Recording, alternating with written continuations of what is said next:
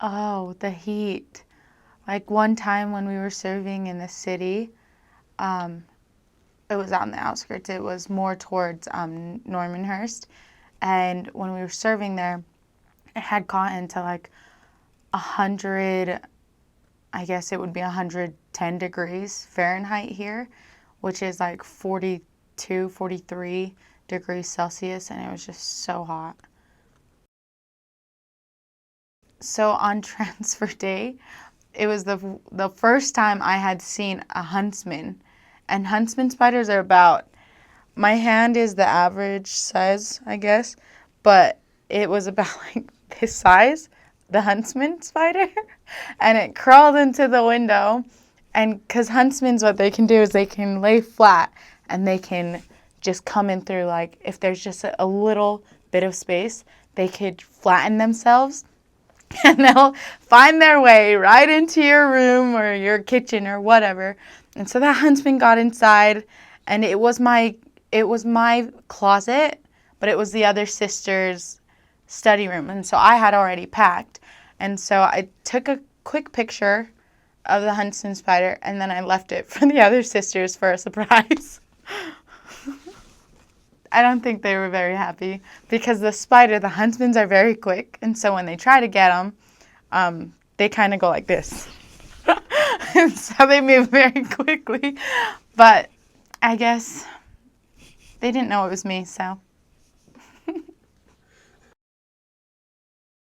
So we were we were daily planning at the end. It was like around 9:30 that we were starting to plan for the next day.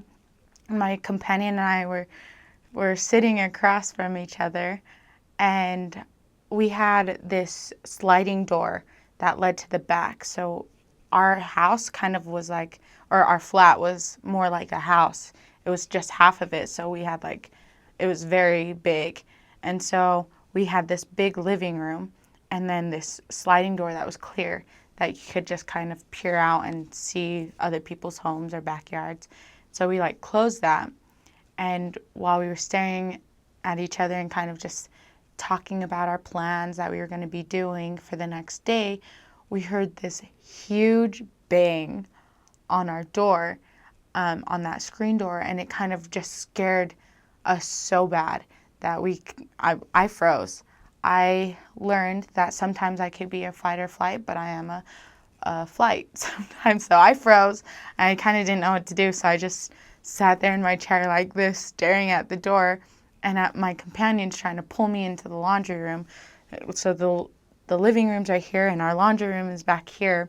And she's running into the laundry room, and on our way there, she grabs the broom, and then she shuts the door behind us, and she guards the door like this, just waiting for somebody to come into our flat.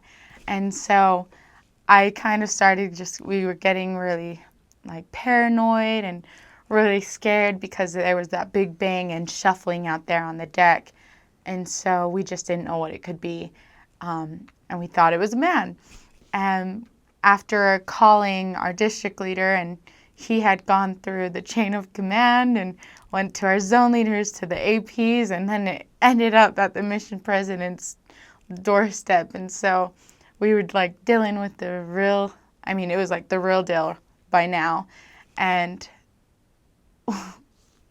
when we finally calmed down, our mission president started to calm us down, and we prayed together, and he hung the phone up, and my companion moved her bed over to my bed, and it was just laying next to each other, and we just kind of laid there and made sure that we were both safe and whatnot. And in the following morning, my companion was wanting me to go outside and check what was wrong. She didn't want to go out, so as her trainer, I said, okay. So she went in and she went to go and get ready. And I walked outside just barely. I opened the door to just look out and see what was going on. And I saw feathers. I saw feathers all over the floor and stuck in the door. And it just happened to be a bird that had hit our door. But so we didn't, I guess, it seemed like a really good idea at the time. So I hid the feathers so that my companion didn't have to feel so dumb like I felt. So because I hid the feathers, I also took it one step further and I decided to hide our whippersnapper, which is our, what do you call it here? A wood whacker. What? Weed whacker. A weed whacker. So I hid the whippersnapper and I kind of just put it like where we could still get it. And then I told her, I was like, I don't know.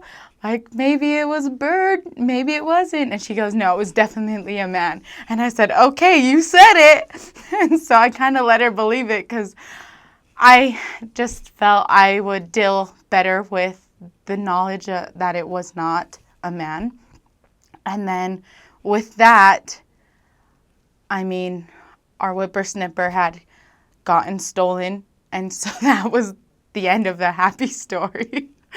It's funny, but it was scary, but it ended up being really funny. But no one knows except now. The biggest impact that I had taken out from the mission was learning from all of my mission presidents was how important obedience is. And not just how it applies to the gospel so much, but how it just applies to everything. You have to do what is necessary, what is asked of you in order to succeed. And sometimes people may call it, blind obedience. But as a missionary, it actually becomes something more like you're learning how to be submissive. And that's what you get to take home is being submissive to your leaders, but most importantly to the Lord.